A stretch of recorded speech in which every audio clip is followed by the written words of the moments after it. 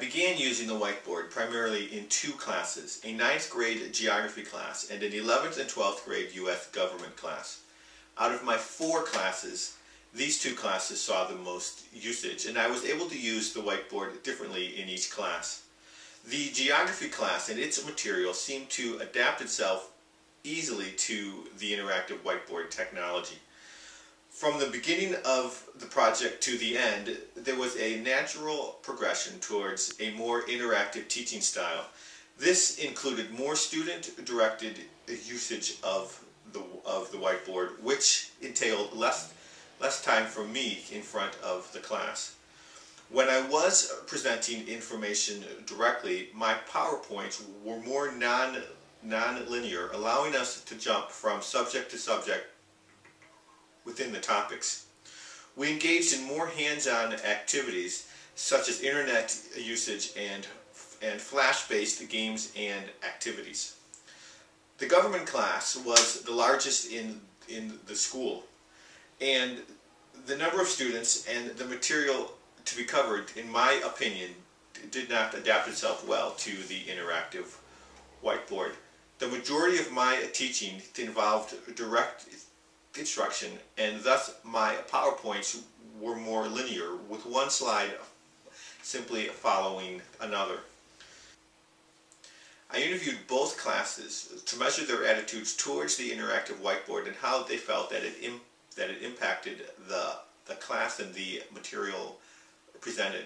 I did this using individual interviews as well as a group interview of the whole class.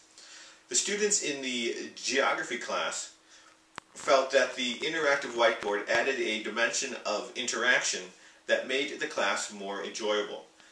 The use of flash-based internet games involving placing geographic information on a map was especially mentioned. By allowing students to work interactively, the class wasn't as rigid as it had been in the first semester. Particular student comments from the geography class that are noteworthy include a comment that being able to drag and move around the names of the countries and capitals made it easier to create associations that helped in later recall. All the tests and quizzes were done using paper and pencil, and one student asked if he could take his assessments using the interactive whiteboard. Another student commented that watching others use the whiteboard helped him to remember where countries were. He said that some names I remember you had to drag a long way. That made it easier. The third student liked watching the others use the whiteboard, but preferred to study using a map that he had created using different colors for different pieces of information. His main complaint was that the board was hard to use, and I will agree at times that it was tricky, and he seemed to have the most problems. As a group, the geography class agreed that the board added a level of interactiveness that made the class more enjoyable than it was without.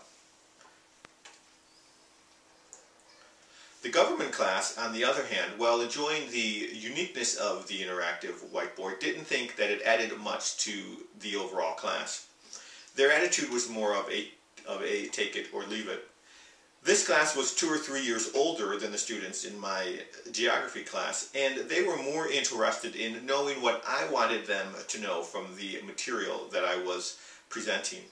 This attitude, I believe, influenced how they viewed the class, its content, and the interactive whiteboard.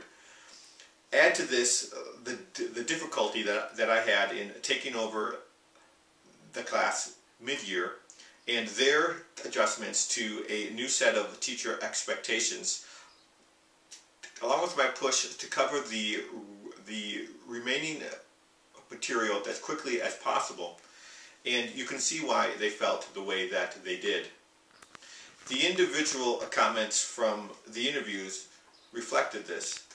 One girl commented that the interactive whiteboard seemed like a toy, and it just didn't interest her. This was echoed by two others. The boys were more interested in the technology behind the interactive whiteboard, but even they felt that it did not add anything overall to the class. Another telling comment was, quote, "We learned more talking to each other than by doing the board activities. They just seemed silly." This group listed 3 reasons why the interactive whiteboard didn't seem to affect the class. One was that the learning curve was too steep. Learning how to position yourself and hold and use the IR pen effectively was difficult. Sometimes it just wouldn't do what they wanted it to do as far as manipulating the data. Second was that the whiteboard was hard to get started. Often my startup procedure bled from the passing period into the first 5 minutes of the class.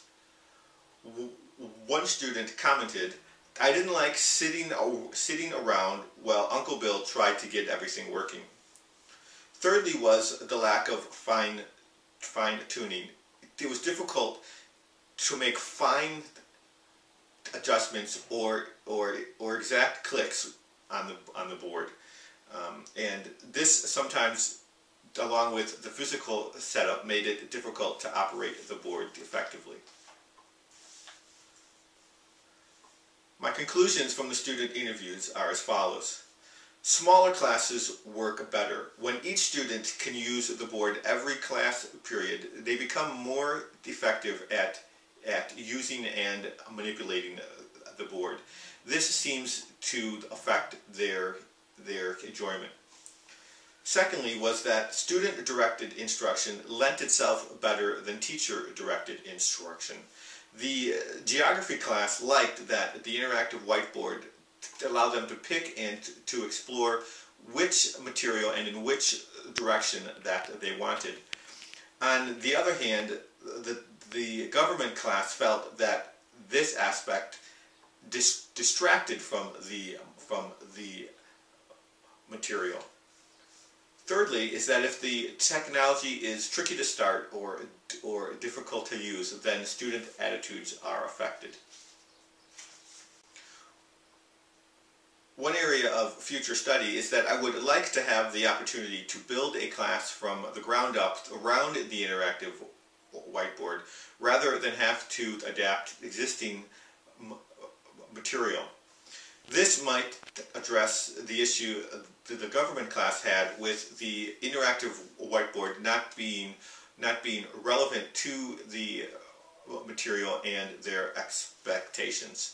Overall, I enjoyed developing and working within this project, and I look forward to adding more in-depth usage to my future classes.